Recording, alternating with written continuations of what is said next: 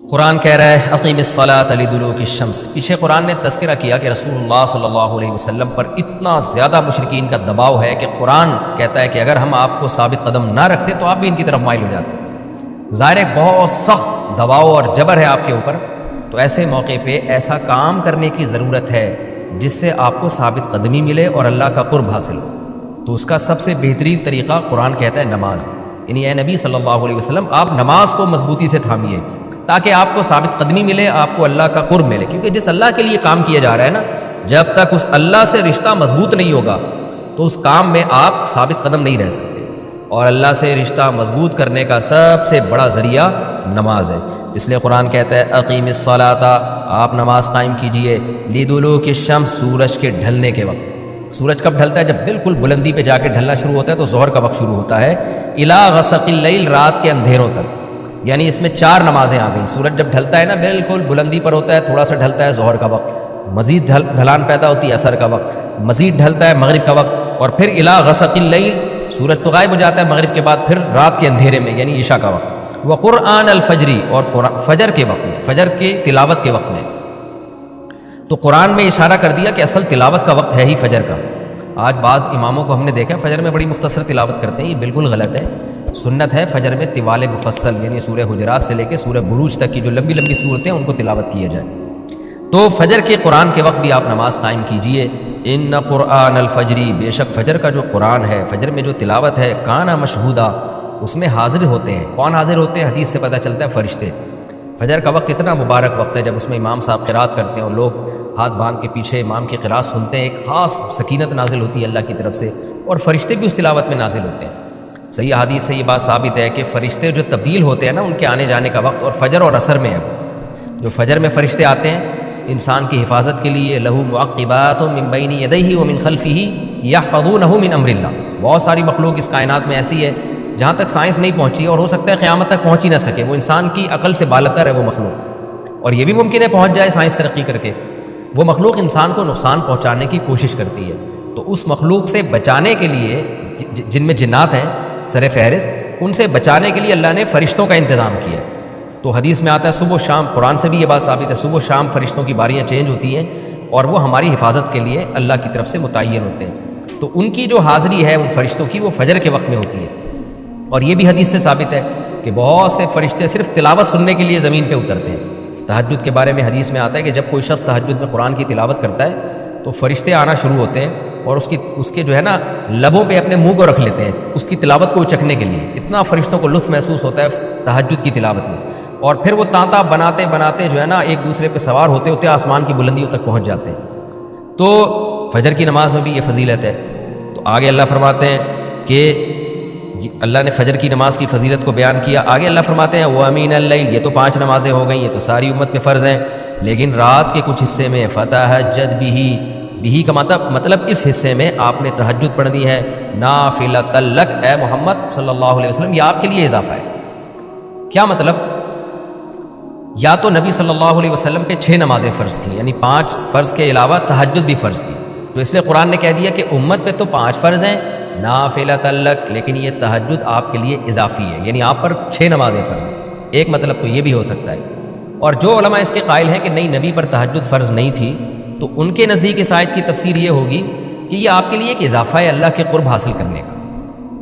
یعنی 5 نمازیں تو پڑھنی ہی پڑھنی ہے، لیکن آپ اللہ کے قرب کے لیے ایک اضافی چیز بھی آپ کو دی جا رہی ہے تاکہ آپ کے درجات اور زیادہ بلند ہوں۔ تو ایسی صورت میں یہ صرف نبی کے ساتھ خاص نہیں ہے، کیونکہ خطاب نبی سے چل رہا ہے، اس لیے اللہ نے کہہ دیا آپ کے لیے اضافہ، ورنہ حقیقت میں پوری امت کے لیے یہ اضافہ ہے۔ آگے اللہ فرماتے ہیں عسیٰ ان یبعثک ربک، امید ہے کہ آپ کو آپ کا رب پہنچا دے مقام محمود تک۔ یہ مقام محمود کیا ہے؟ شفاعت کبریٰ، یعنی تمام پیغمبر نبی کے پاس آئیں گے کہ آپ سفارش سے آغاز کریں،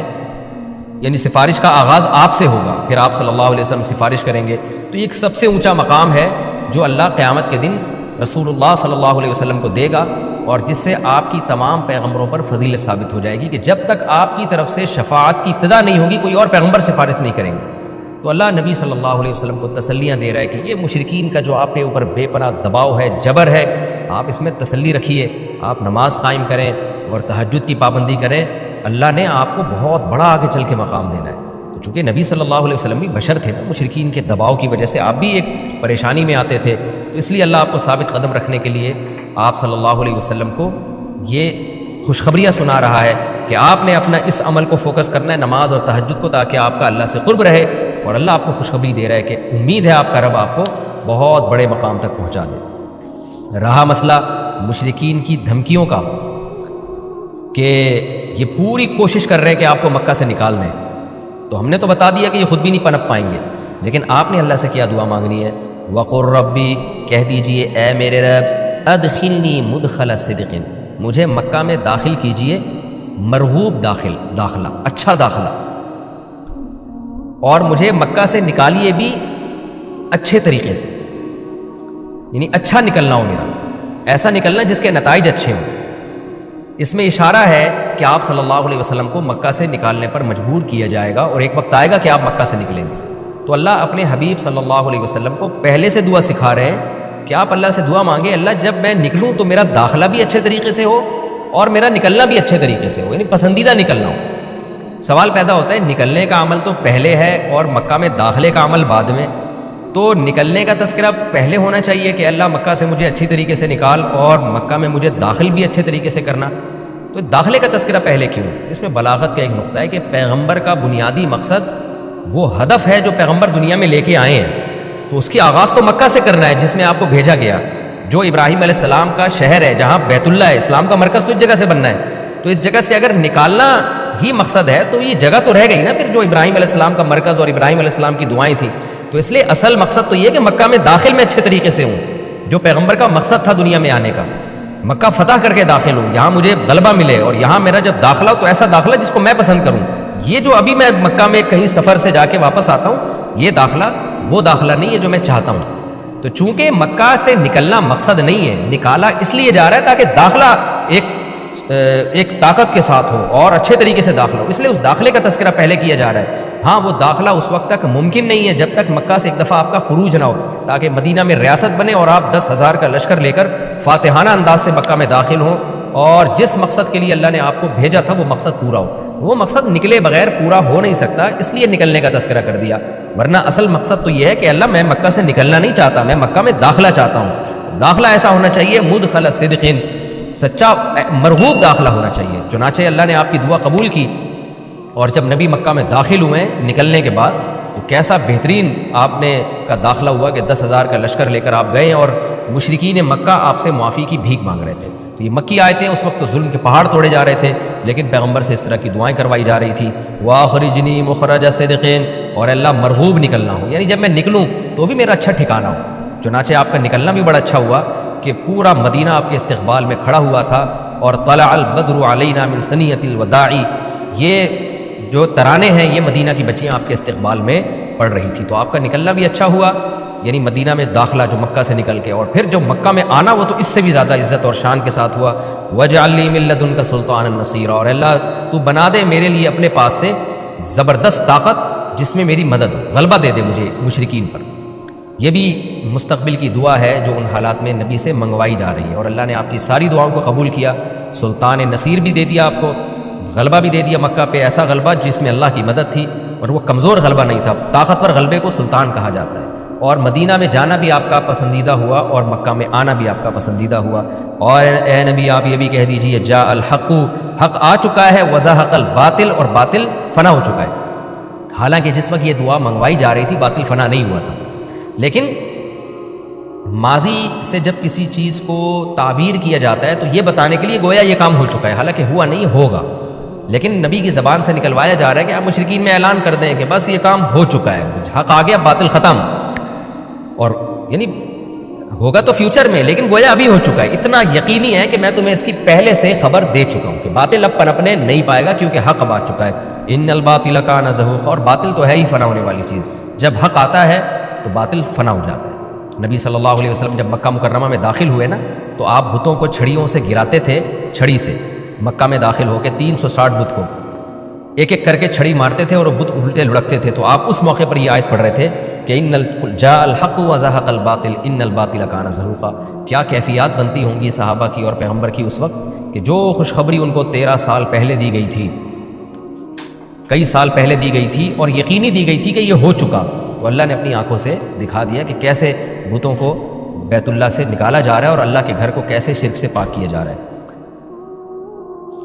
وَنُنَزِّلُ مِنَ الْقُرْآنِ مَا هُوَ شِفَاءٌ وَرَحْمَةٌ لِّلْمُؤْمِنِينَ، اور قرآن کہہ رہے ہیں ہم قرآن نازل کرتے ہیں جس میں مومنین کے لیے شفا ہے، یعنی اے نبی آپ کی تسلی کے لیے اور بھی ہم بتائیں آپ کو کہ ہم یہ جو آیتیں نازل کر رہے ہیں نا، اس میں مومنین کو بھی شفا مل رہی ہے، ان کی اصلاح ہو رہی ہے شرک سے اور برے عقیدوں سے، اور مسلمانوں کے لیے یہ رحمت ہے، ان کو تسلیاں بھی مل رہی ہیں۔ وَلَا يَزِيدُ الظَّالِمِينَ إِلَّا خَسَارًا، اور ظالمین کے خسارے میں اضافہ ہو رہا ہے، کیونکہ ظالمین اس پر عمل نہیں کر رہے، حجت تمام ہو رہی ہے۔ وَإِذَا أَنْعَمْنَا عَلَى الْإِنسَانِ أَعْرَضَ وَنَأَىٰ بِجَانِبِهِ، قرآن کہتے ہیں ہم جب انسان پر احسان کرتے ہیں تو وہ اعراض کرتا ہے اور اپنے پہلو کو ہٹا دیتا ہے، نعمت ملنے کے بعد بجائے اللہ کے قریب ہونے کے اللہ سے دور ہوتا ہے۔ وَإِذَا مَسَّهُ الشَّرُّ، اور جب انسان کو کوئی مصیبت پہنچتی ہے كَانَ يَئُوسًا، تو مایوس ہونے لگتا ہے، یعنی انسان کے بارے میں شکایت کی جا رہی ہے کہ اس کا اللہ پر ایمان نہیں ہے۔ پیغمبر کا مقصد ہے اللہ سے جوڑنا، تو یہ جو مشرکین ہیں جو اللہ کو نہیں مانتے، یہ خوشیوں میں بھی اللہ کو بھولتے ہیں اور غم میں بھی اللہ کو بھولتے ہیں، اسباب کو دیکھتے ہیں زیادہ۔ جب اسباب کو آپ دیکھتے ہو اور پریشانی آتی ہے تو اسباب بتا رہے ہوتے ہیں، پریشانی دور نہیں ہو سکتی تو مایوس ہونے لگتے ہیں، ڈپریشن میں جاتے ہیں، اور جب خوشی آتی ہے تو اپنا کمال سمجھتے ہیں لہذا اترانے لگتے ہیں اور خدا سے دور ہو جاتے ہیں۔